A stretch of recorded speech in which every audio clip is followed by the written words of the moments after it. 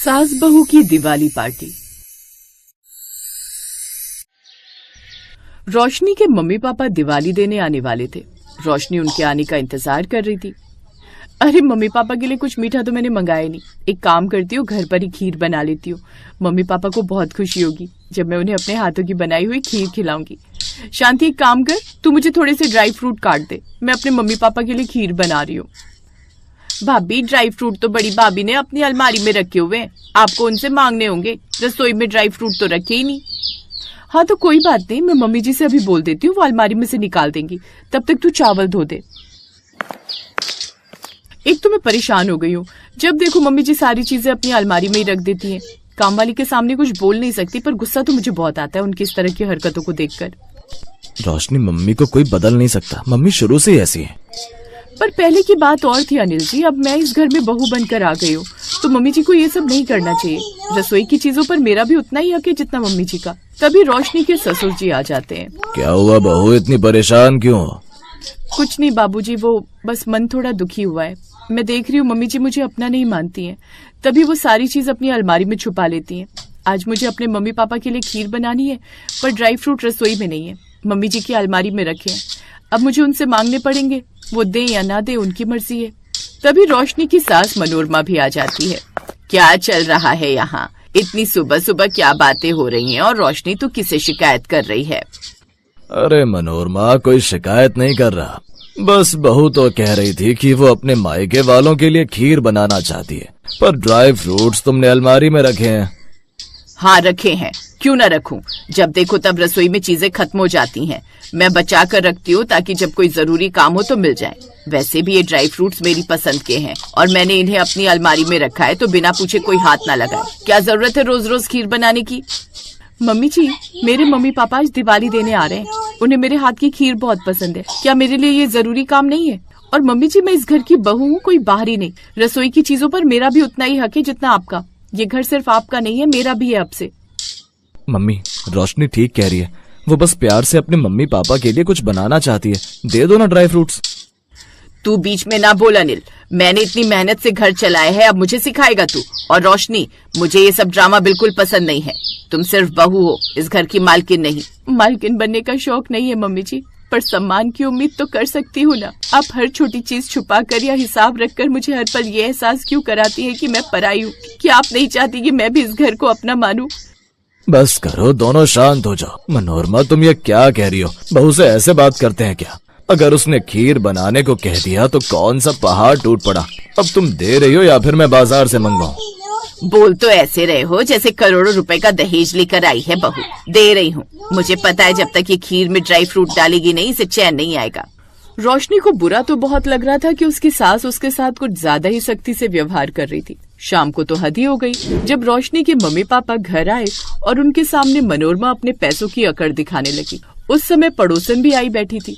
आप चाहे सरला बहन से पूछ लो, हमारे घर की दिवाली पार्टी पूरी सोसाइटी में मशहूर है।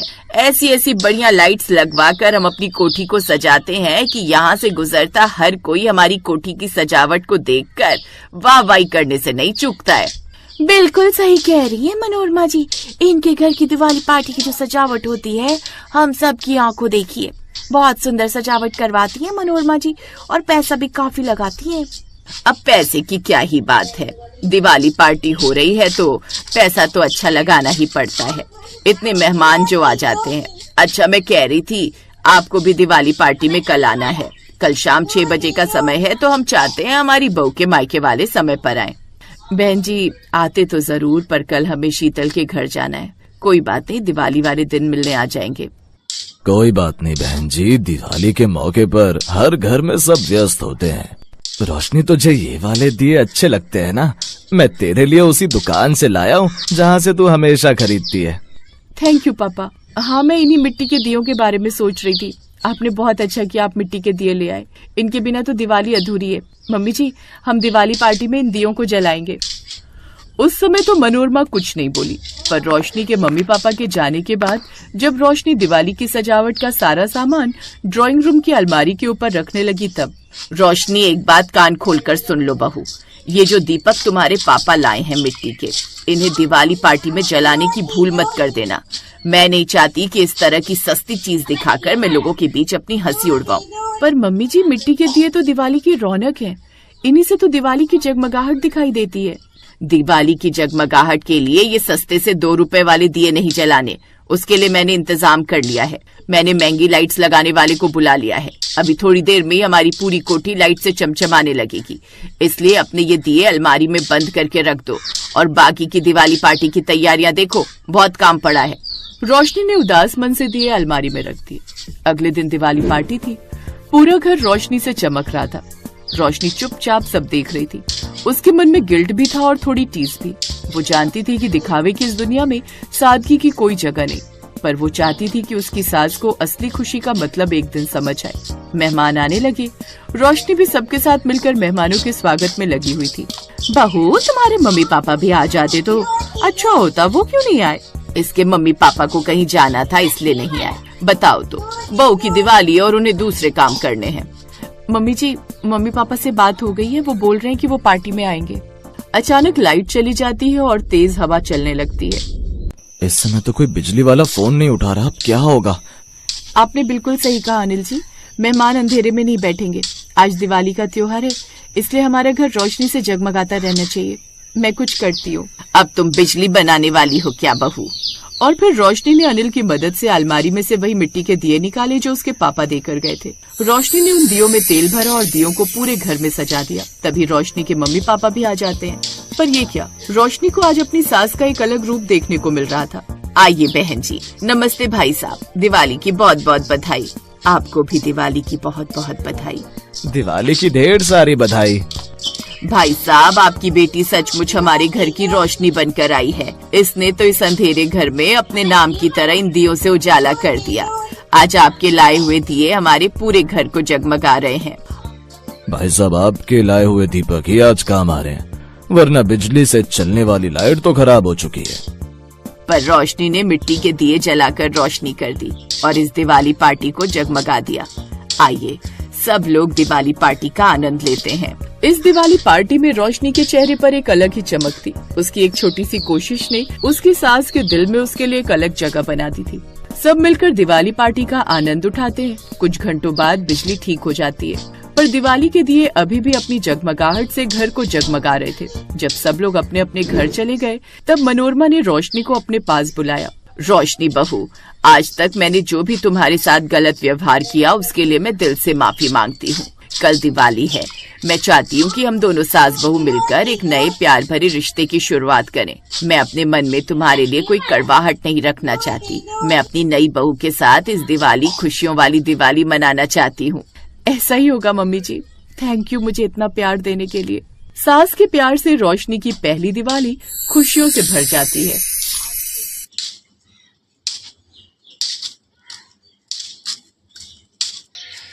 फ्लाइट का समय हो गया भाई, है? जल्दी करो। हो गया जी, तुमने टैक्सी बुलाई क्या? हाँ हाँ बुला लो। लाओ ये बैग मुझे दो। है? नमस्ते शोभना जी, इस बार तो आपकी दिवाली विदेश में होगी, कब तक लौटने का इरादा है? 2 महीने तो लग ही जाएंगे। अब बेटे की शादी के बाद हम बहू के साथ पहली बार कोई त्योहार मनाने जा रहे हैं। पोता भी 5 बरस का हो गया, वो भी बार बार फोन करता है, दादा दादी आ जाओ आ जाओ। चलो बढ़िया है, दिवाली मनाकर खुशी खुशी लौटो, फिर मिलते हैं। शोभना और नरेंद्र का बेटा अरुण विदेश में नौकरी करता था। उसने देसी मूल की विदेशी लड़की से वही लव मैरिज कर ली थी। इस बार शोभना और नरेंद्र दिवाली पर अपने बेटा बहू के पास विदेश जा रहे थे। उनके बेटे का प्रमोशन हुआ था, इसलिए उनकी बहू कियारा ने इस बार दिवाली की एक बड़ी पार्टी का आयोजन रखा था। अरुण, तुम क्या करोगे एयरपोर्ट जाकर? माँ जी पापा जी कैब से आ जाएंगे, फिजूल में इतनी दूर लेने जाओगे? तुम्हें पार्टी के लिए और भी तो अरेंजमेंट्स देखने हैं। ठीक है, मैं पापा को फोन कर देता हूँ। हेलो पापा, आप लोग पहुंच गए तो एक काम करो, मुझे आने में समय लग जाएगा। आप एयरपोर्ट से बाहर निकलोगे तो आपको सामने ही कैब नजर आ जाएगी। आप घर का एड्रेस दे देना, मैंने आपको फोन पर भेज दिया। ओके, तो आराम से आ जाओगे आप। ठीक है बेटा, तुम चिंता मत करो, हम आ जाएंगे। हैं? पहली बार शोभना और नरेंद्र विदेश आए थे। बच्चों को वो क्या ही कह सकते थे, इसलिए वो दोनों अपने आप ही किसी तरह घर तक पहुंचते हैं। दादी जी, दादाजी, आपको पता है 2 दिन बाद दिवाली है, बहुत सारे गेस्ट्स आएंगे, मेरे फ्रेंड्स भी आएंगे, वैसे भी बहुत अच्छा है, इसमें हम एक दूसरे के साथ मिलकर बहुत मस्ती करते हैं। दादी ये सब क्या है? बंटी बेटा, तुम्हारी दादी दिवाली पूजन और दिवाली पर सजाने का सामान इंडिया से लेकर आई है। ओह, मैंने तो ये सब आज तक नहीं देखा दादाजी। ये क्या है दादाजी? ये मिट्टी के दिए हैं बंटी बेटा, और ये दिए जलाने का तेल। दिवाली के दिन ये मिट्टी के दिए जलाकर ही दिवाली मनाई जाती है। दिवाली के दिन इन दियों का विशेष महत्व है। पर दादी, ये दिए क्यों जलाए जाते हैं? वो इसलिए क्योंकि इस दिन। माँ जी, आप ये सब क्या उठा लाए हो? यहाँ विदेश में ये सब नहीं चलता। हमारे यहाँ दिवाली पर महंगी महंगी लाइट्स का यूज होता है। आप ये सब उठाकर अपनी अटैची में वापस रख दो। ये यहाँ नहीं चलता माँ जी। पापा जी, माँ जी को समझा दीजिए, हम विदेश में अपने हिसाब से दिवाली मनाते हैं। शोभना की बात अधूरी रह जाती है क्योंकि कियारा बीच में ही टोक देती है। अब शोभना और नरेंद्र भी क्या करते? उन्हें बहू के हिसाब से विदेशी दिवाली मनानी थी, इसलिए वो चुप हो जाते हैं। कियारा अपने हिसाब से दिवाली की तैयारियां कर रही थी। कियारा, स्नैक्स और कोल्ड ड्रिंक्स का अरेंजमेंट गार्डन एरिया में रखवा दिया है। ठीक है, वैसे भी मैंने सारी महंगी लाइट्स गार्डन एरिया में ही लगवाई है। बहू, ये खील और खिलौने भी पूजा में रखवा देना। कौन सी पूजा? दिवाली की पूजा बहू। माँ जी, मैं विदेशी दिवाली मना रही हूँ, मैं कोई पूजा के अरेंजमेंट्स नहीं रख रही हूँ। यहाँ पर खाना पीना होगा और सारे गेस्ट डांस वगैरह करेंगे। अरुण बेटा, दिवाली पर लक्ष्मी गणेश पूजन तो बहुत जरूरी है, तुम लोग वो नहीं रख रहे हो? सॉरी पापा, इस बार दिवाली पार्टी की सारी तैयारियां कियारा कर रही है, तो मैं तो इस बारे में कुछ भी नहीं कह सकता। अरुण और कियारा वहाँ से चले जाते हैं। दादी जी, ये देखो, मॉम डैड मेरे लिए क्रैकर्स लाए हैं। चलो ना दादाजी, हम पटाखे जलाते हैं। चलो बेटा, चलो, मैं तुम्हें अनार चला कर दिखाता हूँ। है शोभना खील खिलौने वापस अटैची में रख देती है। कियारा हिंदुस्तानी तरीके से दिवाली मनाना ही नहीं जानती थी। उसे तो बस ये था कि महंगी महंगी लाइट्स लगाकर गेस्ट को बुला लो और खाना पीना करके दिवाली का त्योहार पूरा हो गया। कियारा ने शुरू से ऐसा ही किया था, इसलिए उसे समझाने वाला कोई था ही नहीं, और वही चीज अब अरुण भी फॉलो कर रहा था। दिवाली का दिन आ जाता है, मेहमान आने शुरू हो जाते हैं। अरुण, पापा जी ने कुर्ता पजामा पहन लिया है, और माँ जी की साड़ी भी देखो कितनी पुरानी स्टाइल की है। कियारा, माँ पापा शुरू से ही ऐसे कपड़े पहनते हैं, उन्हें कुछ नहीं कह सकते। अभी मेहमान आने शुरू हो गए, अब तुम सब कुछ छोड़कर उनका वेलकम करो, ठीक है? ओके। कियारा और अरुण पार्टी में आए मेहमानों की खातिरदारी में लग जाते हैं। तभी अचानक गार्डन एरिया की सारी लाइट्स बंद हो जाती हैं, सब तरफ अंधेरा हो जाता है। उफ, ये कैसे हो गया? मैंने तो इतनी महंगी और इम्पोर्टेड लाइट लगवाई थी, ये लाइट्स बंद कैसे हो गई? डेविड, जरा जाकर देखो लाइट्स को क्या हुआ है। पार्टी में आए सभी मेहमान परेशान हो जाते हैं क्योंकि पार्टी में सब तरफ अंधेरा था। मैम, सब कुछ ठीक है, घर के अंदर की लाइट्स आ रही हैं, पर गार्डन एरिया की लाइट्स खराब हो गई हैं। ओहो, अब इतने सारे मेहमानों को कैसे हैंडल करेंगे? इतने अंधेरे में ये सब कैसे होगा? सुनो जी, दिवाली के दिन घर में अंधेरा अच्छी बात नहीं, आप जरा मेरे साथ चलो।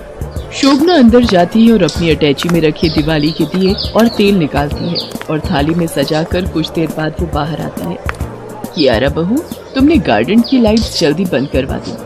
हमें लगा लाइट्स थोड़ी देर से बंद होगी, इसलिए तुम्हारी सासू माँ और मैं आराम से दिए जला रहे थे। अरुण बेटा, कियारा बहू, ये सारे दिए गार्डन एरिया में सजा दो, तब तक हम और दियों में तेल डाल कर लाते हैं। Wow, it's so beautiful. ये दिए कितने सुंदर दिखाई दे रहे हैं। यस मिसेस ब्रगेंजा, ये लाइट्स तो बहुत सुंदर हैं, इट्स नेचुरल। पार्टी में आए सब लोग दियों की सजावट देखकर बहुत खुश होते हैं। कियारा बहुत शर्मिंदा थी, उसने अपनी सास और ससुर के साथ किस तरह से व्यवहार किया था, वो इसी बारे में सोच रही थी। आज उन्होंने दिए जलाकर पार्टी को संभाल लिया था। तभी बंटी सबके बीच कहता है, दादी, आपने बताया नहीं कि ये फेस्टिवल क्यों मनाया जाता है? बंटी बेटा, क्योंकि इस दिन श्री रामचंद्र जी 14 वर्ष का वनवास काटकर वापस अयोध्या लौटे थे, इसलिए उनके स्वागत की खुशी में सभी नगर वासियों ने दिए जलाकर उनका स्वागत किया था। इसी खुशी में दिवाली का त्योहार मनाया जाता है और कोई भी शुभ कार्य शुरू करने से पहले भगवान गणेश की पूजा अनिवार्य है और साथ में देवी लक्ष्मी, जो धन और वैभव की देवी हैं, उनकी भी पूजा का बहुत महत्व है। इसीलिए दिवाली के दिन भगवान गणेश और माता लक्ष्मी की पूजा की जाती है। फिर तो हमें भी दादाजी और दादी जी लक्ष्मी गणेश का पूजन करना चाहिए ना? बंटी बेटा, तुम सही कह रहे हो। और आज हम सब मिलकर लक्ष्मी गणेश का पूजन और आरती करेंगे। माँ जी, आप जो खील और खिलौने लाई थी वो कहाँ रखे हैं? कियारा की बातें सुनकर शोभना की आंखों में खुशी के आंसू आ जाते हैं। उसके पश्चात शोभना अपनी संस्कृति के हिसाब से दिवाली का पूजन और आरती करती है। पार्टी में आने वाले सब मेहमान भारतीय तौर तरीके से मनाई जाने वाली दिवाली की बहुत तारीफ करते हैं। बंटी भी अपने रीति रिवाज को समझता है। शोभना और नरेंद्र उसे सारे त्योहारों के बारे में विस्तार से समझाते हैं और उसके बाद शोभना और नरेंद्र अपने बेटा बहू और पोते के साथ घुल मिल कर रहते हैं। कियारा भी अपना व्यवहार बदल लेती है और कुछ दिन विदेश में रहकर शोभना और नरेंद्र खुशी खुशी इंडिया वापस लौट आते हैं।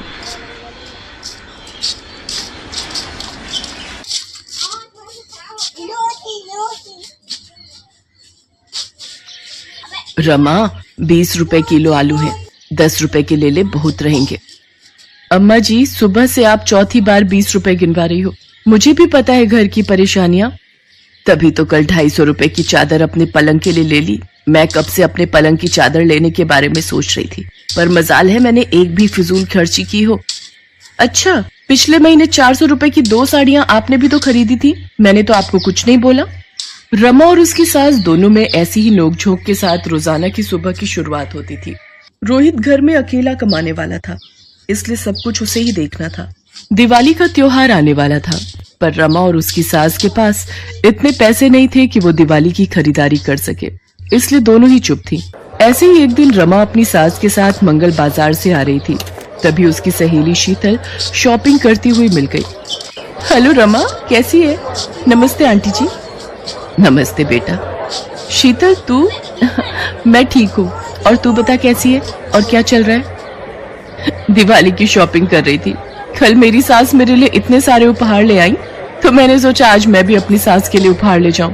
अब हम दोनों सास बहू एक दूसरे को दिवाली पर ढेरों उपहार देते हैं। हमारी तो दिवाली की शॉपिंग 1 महीना पहले ही शुरू हो जाती है। अच्छा चलती हूँ, सासू माँ इंतजार कर रही होंगी, उन्हें पता है उनकी बहू उनके लिए उपहार लेने गई है। आज तक रमा मेरे लिए कोई उपहार नहीं लाई। एक इसकी सहेली को देखो, अपनी सास के लिए दिवाली के ढेरों उपहार खरीद कर जा रही है। मुझे तो माँ जी ने आज तक एक भी गिफ्ट नहीं दिया। शीतल की सास उसके लिए कितने महंगे तोहफे लाई हैं। दोनों सास बहू एक दूसरे के बारे में यही सोच रही थी। 2 दिन बाद दिवाली थी। रमा और उसकी सास घर की सफाई में लगी हुई थी। तभी रमा की सास झाड़ू लगाते हुए सीढ़ियों पर बैठ जाती है। उसे घबराहट होने लगती है। क्या हुआ माँ जी, आप अचानक से बैठ क्यों गई? पता नहीं, घबराहट सी होने लगी। मैंने आपको बोला था कि इतना काम मत करो, फिर भी आप नहीं मानती हो। अब आप पलंग पर लेट जाओ, मैं सारा काम कर लूंगी। अपनी सास को आराम करने के लिए कहकर रमा घर के काम में लग जाती है। उसे ऐसा करता देख उसकी सास मन में सोचती है, रमा बहू कितनी अच्छी है, मैं तो बेकार में ही उसके बारे में कितना गलत सोचती हूँ। भले ही हमारे पास इतने पैसे नहीं हैं, पर वो है तो आखिर हमारे घर की बहू ही। मेरे पास जो 300 रुपए जुड़े हुए हैं, उन रुपयों से रमा के लिए एक अच्छी सी साड़ी खरीद लाऊंगी। खुश हो जाएगी बेचारी, खुद से इतना नहीं खरीद पाती है। दिवाली पूजन में नई साड़ी पहनेगी तो मुझे भी अच्छा लगेगा। रमा की सास बाजार जाकर चुपचाप एक साड़ी खरीदती है और रमा को दिवाली पर देने के लिए संभाल कर रख लेती है। उधर रमा भी अपनी सास के बारे में कुछ ऐसा ही सोच रही थी। माँ जी, मैं अपनी सहेली के घर जा रही हूँ। वो दिवाली है ना, तो वहाँ पर हम सारी सहेलियाँ मिलकर बैठेंगे। 2-3 घंटे में आ जाऊंगी। ठीक है, पर शाम से पहले लौट आना। रमा, मैं काम पर निकल रहा हूँ, अगर तुम कहो तो मैं तुम्हें रास्ते में छोड़ दूंगा। नहीं नहीं रोहित, मेरी एक सहेली मुझे लेने आ रही है, मैं उसके साथ ही चली जाऊंगी। ठीक है, फिर मैं निकलता हूँ। आज मालिक ने जल्दी फैक्ट्री बुलाया है, दिवाली है ना कल, इसलिए शाम को जल्दी छुट्टी दे देंगे। रमा रोहित को अकेले जाने का बहाना करके चली जाती है। मैं तो इसके लिए दिवाली का उपहार लिए बैठी थी, और ये है कि मुझे छोड़कर अपनी सहेलियों के साथ चली गई। क्या हुआ सुषमा, किस सोच में डूबी हो? कुछ नहीं, मैं तो रमा के बारे में सोच रही हूँ। बड़ी देर हो गई, अभी तक आई नहीं। कोई बात नहीं, दिवाली का त्योहार है, अपनी सहेलियों के साथ बैठी होगी। ये 200 रुपए तुम रखो और ये 200 रुपए रमा बहू को दे देना, और जाकर दिवाली की कुछ खरीदारी कर लेना। रोहित के सिर पर वैसे ही इतना बोझ है, घर का किराया, बिजली पानी और ऊपर से राशन वगैरह के खर्चे, इसलिए मैं चाहता हूँ उसके ऊपर हम जोर न डालें। तभी रोहित घर आ जाता है, पर उसका मन उदास था। क्या करूँ माँ, दिवाली का इतना बड़ा त्योहार है, मेरी सारी तनख्वाह घर के किराए और बिजली पानी के बिल में ही चली जाती है। मैं आप लोगों के लिए कुछ भी नहीं कर पाता। तू पागल है क्या? इतनी मेहनत तो कर रहा है। देख, हम माता पिता की तू इतनी सेवा करता है, हमारे बारे में इतना सोचता है, घर परिवार के लिए इतना करता है। ये क्या कम है? ऐसे उदास नहीं होते बेटा। चल अब तू आराम कर, कल तो छुट्टी है, ठीक है? ज्यादा सोचने की जरूरत नहीं है। ये रमा को गए इतनी देर हो गई, अभी तक आई नहीं। सुषमा की आंख लग जाती है और वो कुछ देर कमरे में सो जाती है। रमा कब आई उसे पता ही नहीं चलता। अगले दिन दिवाली का त्योहार था। सुबह से ही रमा घर के द्वार पर रंगोली बना रही थी। उसने फूलमाला से अपने छोटे से घर को सजाया और लक्ष्मी गणेश के पूजन के लिए व्यवस्था की। दोपहर के समय जब रमा तैयार होने लगी तो सुषमा ने उसको अपने पास बुलाया। रमा बहू, ये लो मेरी तरफ से दिवाली का उपहार। ये साड़ी मैं तुम्हारे लिए खरीद कर लाई थी। मेरे लिए? माँ जी, आप मेरे लिए दिवाली का उपहार खरीद कर लाई? ये साड़ी तो बहुत सुंदर है माँ जी। मैं तो कभी सपने में भी नहीं सोच सकती कि आप मुझे इतना सुंदर उपहार दोगे। मैं ये साड़ी अभी पहन कर आती हूँ।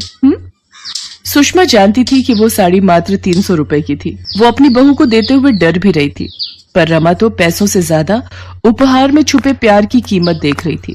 रमा तैयार होकर आंगन में आती है, पर उसके हाथ में भी कुछ उपहार थे। माँ जी, ये देखिए, ये साड़ी मैं आपके लिए लाई हूँ। और हाँ, आप पलंग की नई चादर मांग रही थी ना, ये देखो, मैं तकिए के कवर के साथ वाली नई चादर भी ले आई हूँ। बाबूजी के लिए कुर्ता पजामा और रोहित आपके लिए ये नया पैंट शर्ट। माँ जी, इससे पहले कि आप मेरे से कुछ पूछो, माफ करना, मैंने उस दिन आपसे झूठ बोला था। मैं 2-3 घंटे के लिए अपनी सहेलियों से मिलने गई तो जरूर थी, पर वहाँ मैंने अपनी सभी सहेलियों को रंगोली बनाना सिखाया। उनकी और भी बहुत सारी सहेलियां वहाँ पहुंची हुई थी। सबने मुझसे रंगोली बनाने की कला सीखी और मेरी बहुत तारीफ की। ये एक वर्कशॉप था और मैंने 1 घंटे के हिसाब से रंगोली सिखाने के पैसे भी कमाए। अब तो वो लोग चाहती हैं कि मैं उन्हें मेहंदी लगाना भी सिखाऊं। ये मेरी मेहनत की कमाई है और इससे मैं आप सबके लिए उपहार खरीद कर लाई हूँ। मेरी बहू इतनी होनहार है, ये तो मैंने कभी सोचा ही नहीं था। जीती रहो बहू, जीती रहो। तुमने तो आज मेरा मन इतना खुशहाल कर दिया कि मैं बता नहीं सकती। मेरी बहू सर्वगुण संपन्न है। आप ठीक कह रही हो माँ, मुझे भी रमा पर बहुत गर्व है। जीती रहो रमा बहू, कुर्ता पजामा बहुत सुंदर है। सुषमा, मैंने तुम्हें बहू को देने के लिए रुपए दिए थे, वो उसे शगुन के रूप में दे दो। रमा और मोहित मिलकर अपने सास ससुर के पैर छूते हैं और सब मिलकर दिवाली पूजन में लक्ष्मी गणेश की आरती करते हैं और खुशी खुशी दिवाली का त्योहार मनाते हैं। सच है, जिस घर में आपस में प्यार होता है, सुख शांति होती है, वहाँ देवी लक्ष्मी का वास होने लगता है। रमा इस काम में निपुण थी, इसलिए उसने दिवाली के बाद अपनी एक वर्कशॉप चलानी शुरू कर दी, जहाँ पर वो रंगोली, मेहंदी, सिलाई, कढ़ाई, बुनाई ये सब सिखाती थी। और धीरे धीरे उसका ये काम चल निकला, जिसमें उसकी सास सुषमा भी उसकी मदद करती थी।